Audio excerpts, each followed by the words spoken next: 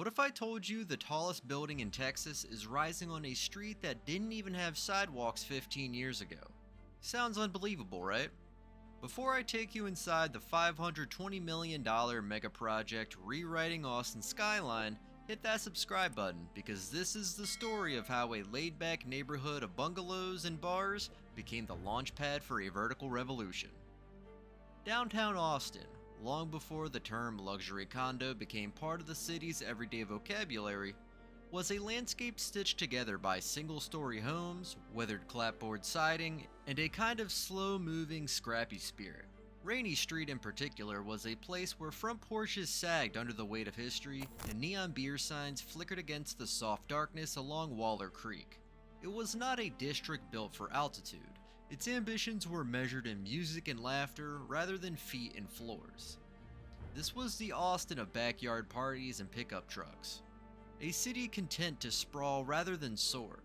All of that changed in 2005 when Austin's City Council made a decision that would alter the trajectory of the entire downtown. By rezoning Rainy Street and erasing its long-standing 40-foot height limit, a policy shift traded for a menu of public benefits, the city effectively uncorked a new reality. Suddenly, developers didn't just see quirky bungalows and empty lots.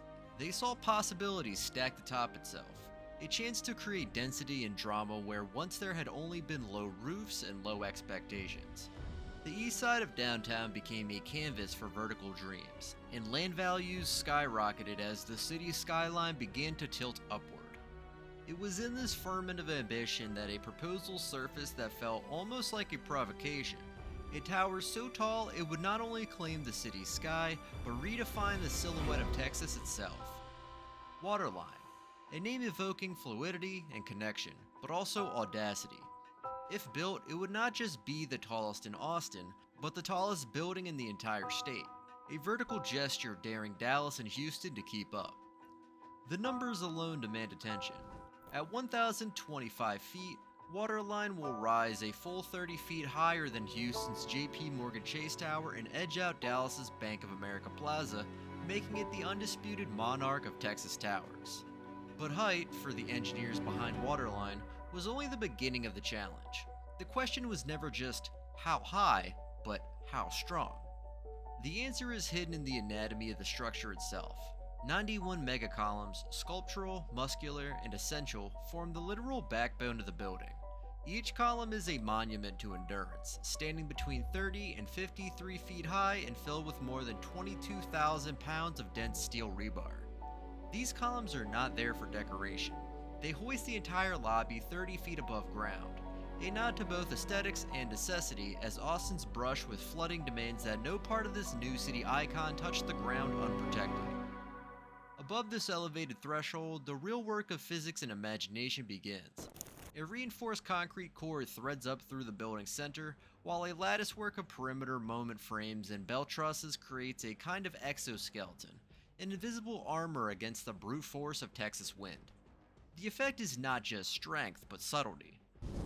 Residents sipping coffee on the 74th floor will not feel the building shiver or sigh in a storm. The engineering ensures a steadiness that belies the tower's height. A waterline is not just a building. It is a reckoning with gravity, a reimagining of Austin's skyline, and a testament to what happens when a city dares to dream upward against its own history. The future of the skyline, it turns out, is not just a matter of height, but of vision and nerve. Waterline isn't just a skyscraper, it's a kind of vertical ecosystem. A living cross-section of the city stacked on a single footprint.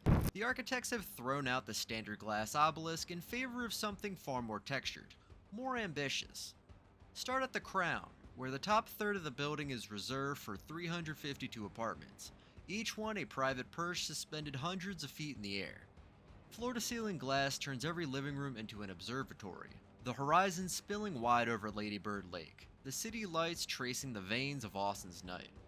Beneath these sky homes is an immense stretch, over 700,000 square feet of Class AA office space, engineered with global ambition. This isn't just a nod to Austin's place as a tech magnet, it's a deliberate invitation.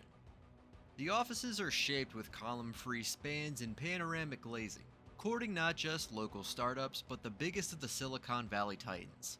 The kind of companies that measure prestige in the height of their address and the reach of their Wi-Fi. Still lower, anchoring the midsection of the tower, sits a 252-room sanctuary managed by One Hotels. It's a hotel that doesn't settle for being a backdrop. Instead, it weaves itself through the Waterline's daily pulse. Restaurants pulsing with energy, event spaces promising spectacle, a rooftop pool and bar floating high above the traffic, all sculpted as refuges within the clouds. But it's the ground level where Waterline makes its most audacious move. Here, 24,000 square feet of retail and dining do not merely decorate the lobby, they spill into a lush plaza, intentionally porous, pulling in the life of the Waterloo Greenway. The boundary between public and private melts. The lobby isn't a barrier but a gateway. The first floor is less a threshold than a thoroughfare. Waterline's footprint is not walled off from Austin, but woven into it, threading together trails, creekside paths, and the city's restless current. To build high is to tempt gravity. To build this high, in Austin's flood-prone corridor, is to tempt fate itself. The skyscraper skeleton rises from 91 megacolumns, each cast in place, swallowing over 70 cube yards of concrete apiece, monolithic anchors sunk deep to withstand not just the wind, but the periodic wrath of Waller Creek below. The challenges were immediate and relentless. International supply lines for those shimmering glass panels buckled under the weight of global delays, containers marooned for weeks on distant docks.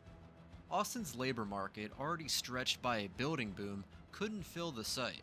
Crews were recruited from across state lines, crane operators with nerves of steel, iron workers who could walk the sky, electricians threading circuits through a vertical labyrinth.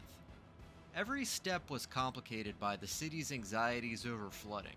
To earn the city's blessing, Waterline's designers needed not just structural cunning, but a flood-proofing plan that could withstand scrutiny from an alphabet soup of departments. The logistics alone became a feat worthy of its own blueprint. Traditional tower hoists, too slow, too limiting, were replaced with custom-built elevators, designed to rocket workers and materials to the 74th floor without a bottleneck. At its busiest, Waterline was less a construction site than a small city. 875 workers on site daily, choreographed in a high-rise ballet, each floor its own frontier. Here in the thicket of cables, steel, and glass, a new shape for Austin took form. One that doesn't just stretch upward, but bends the rules of what a city's skyline can mean. Waterline isn't a monument to itself, it's a collision of ambition, adversity, and the day-to-day improvisation that turns blueprints into reality. The result is not only the tallest structure in Texas, but an emblem of what happens when a city dares to reach above its own reflection. Every skyscraper is a gamble, but Waterline, in both its design and construction, is a wager placed on Austin's future. Unpredictability, unwieldy, and utterly unlike anything that's come before. The story is still unfinished, and its true measure will be seen not just in shadow and glass, but in how it changes the very fabric of the city that birthed it. This building is more than steel and ambition. It's the visible declaration that Austin, at last, has chosen to join the Skyline Wars, and perhaps even to win them. Skylines are the unofficial signatures of a city, revealing its ambitions in glass and steel. For much of the 20th century, Austin seemed content to keep its skyline modest, a gentle undulation of rooftop bars, aging hotels, and a single crown of state politics. While Dallas and Houston reached ever upward, treating brash towers like poker chips, Austin clung fiercely to its horizontal sprawl and cultural quirks. The city's identity, shaped by music, counterculture, and a stubborn streak of anti-corporate independence, resisted the gravitational pull of verticality. Waterline is the architectural answer to end that era. Its 1,000-foot ascent is not just a feat of engineering, but a declaration.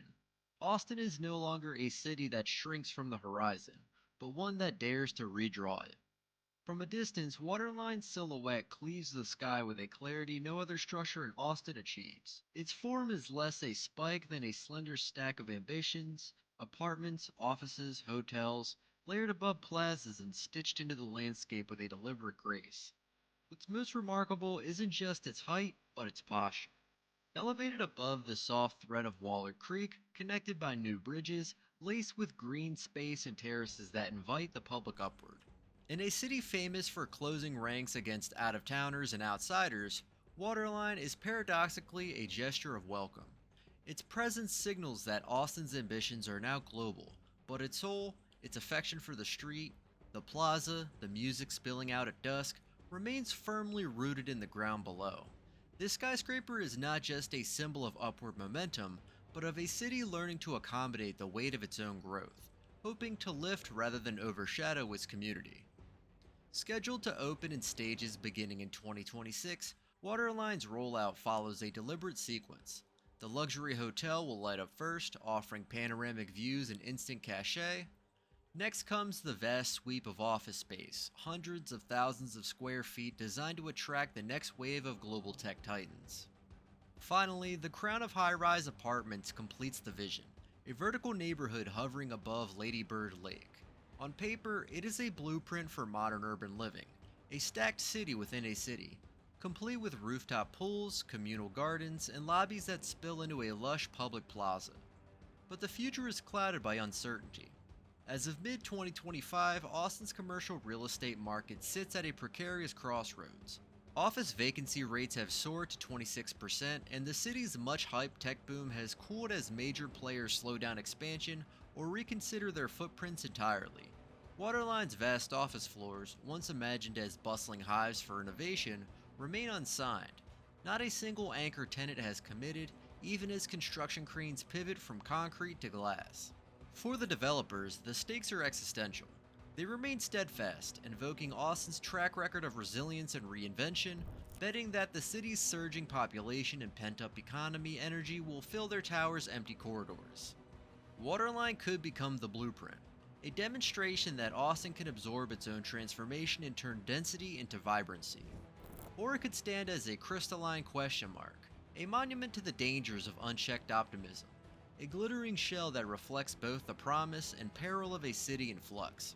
The answer, as always, will be written in the shadow the tower casts, on both skyline and street, when the dust finally settles. On paper, Waterline is a $520 million gamble of concrete, steel, and glass. But its real cost is measured in what it represents. A city at a crossroads. Austin has gone from quirky college town to tech hub in less than a generation, and now it stares at a tower that embodies both its promise and its uncertainty. From the mega columns rooted in limestone to the luxury apartments suspended above the skyline, every floor of Waterline is an answer to a simple question. Can Austin build upward without losing what makes it Austin? When the lights switch on in 2026, we'll find out. Would you live in the tallest building in Texas, high above a city still trying to balance growth with identity? Share your thoughts in the comments. Thank you for watching this video with us, and catch you in the next one.